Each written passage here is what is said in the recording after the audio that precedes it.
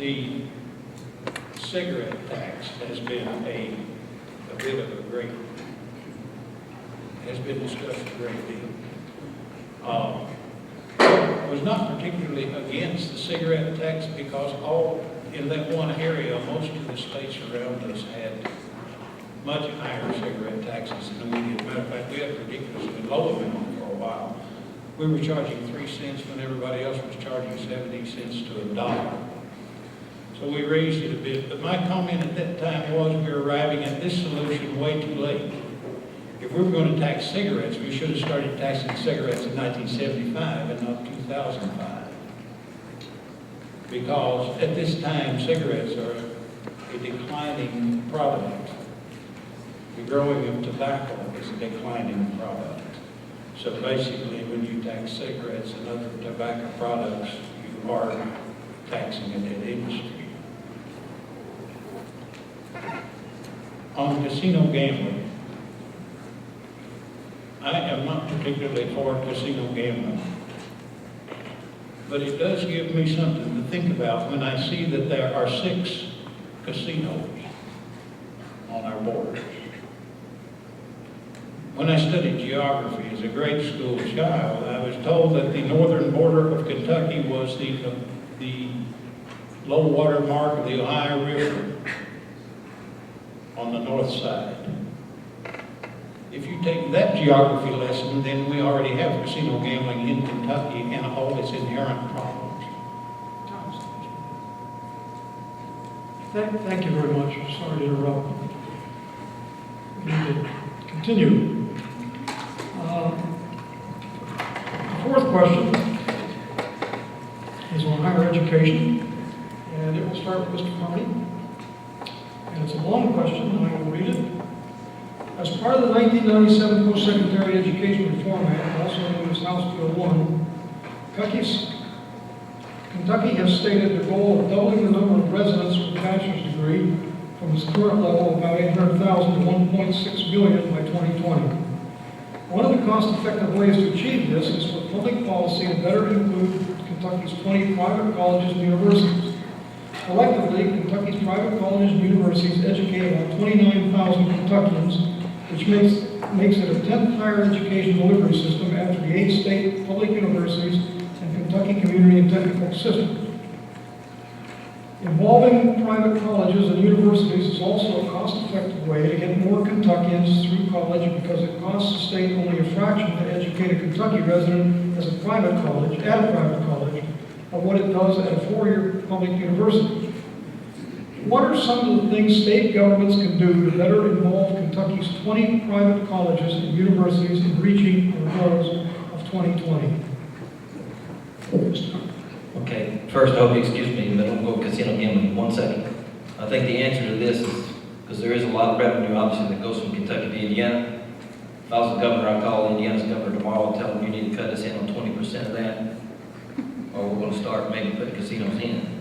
I think they'll take us up on that offer. All right, quickly, this is a difficult issue here in the sense that a few years back, Senator David Williams tried to allocate, I think it was around $6 million, $7 million to the University of Cumberland, which is a private college, much like Lindsey and Campbellsville. The question pertains basically to Lindsey and Campbellsville in our district.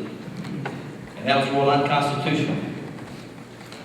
So really, there's only one way, there's more, but one major way that the state government can continue to support funding for private schools like Lindsey Wilson and Campbell University, 2 great institutions, and that is in the form of Keys money. And that is Kentucky Educational Excellence Scholarships. Keys money has helped many students pay their way through schools, so we must make sure that that is adequately funded. If not, certainly really needs to be increased. So that is one thing we can do. The second thing we can do is obviously if you attract more, better quality incomes to your communities or economic industries, they will partnership a lot of times with your universities. So again, we need to bring more factories, more plants in here that will benefit Lindsey Wilson and Campbell University. Third thing, I would love this opportunity to work with both universities as a representative to go out and recruit donors to the schools. A lot of people, I went to private school, Berea College, has one of the largest endowments in the country. We need to recruit donors to these institutions. And another thing that I have mentioned to my family about doing, and if I got elected, you know, we were going to leave it out of the election period just for certain reasons, but I must address it in this issue because I think it's appropriate. At Berea College, you couldn't drive a car. My dad drove me and my brother up there every Friday, every Sunday night, and come and got us every Friday. And I was sharing in class 2 years ago. Students said, "Coach, won't you run for office?" I said, "I will one day." And they said, "Well, it's all about the money." And I said, "No, it's not all about the money." And they said, "Oh," they laughed. I said, "I promise you, if I'm elected, I will give money back to both communities."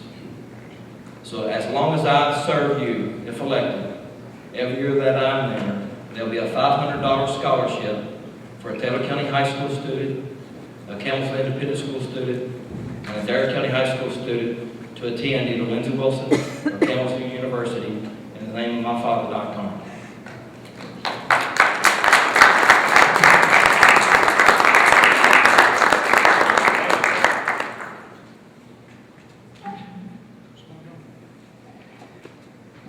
You talked about the key scholarships. Of course, that's one good thing that we're getting from the lottery. That money comes from the lottery. You have to maintain a 2.5 grade point average to get it. You don't even have to apply for it. The annual reward is $250 to $2,500. I would hope that we could get that increased. I'd like to see that go up to maybe $5,000 for the maximum. Because there's so many deserving kids out there, and these private colleges are so important to the areas. Campbellsville University and Lindsey Wilson College is just like another industry. Payrolls that they have and the number of people that work.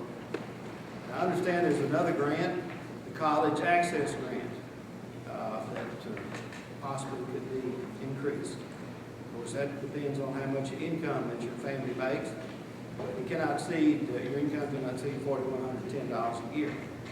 Annual awards for full-time students are up to $1,900. Part-time students receive $59 per credit hour.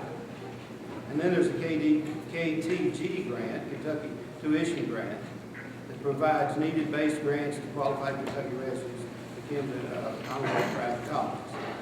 Students must be full-time undergraduates enrolled in associate or baccalaureate degree programs. Students must complete the FAFSA annual awards amount from $200 to $3,000.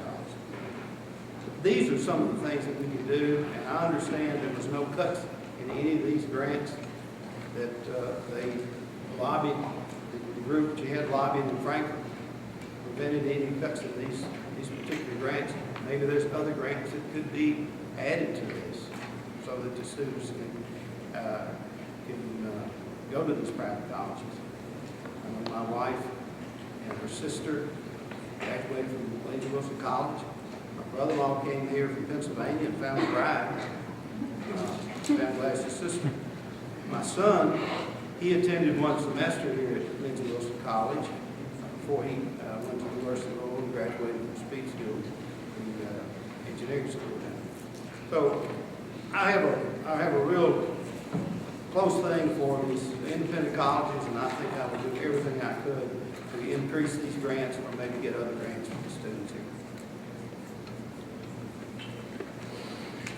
Thank you, Mr. Montgomery.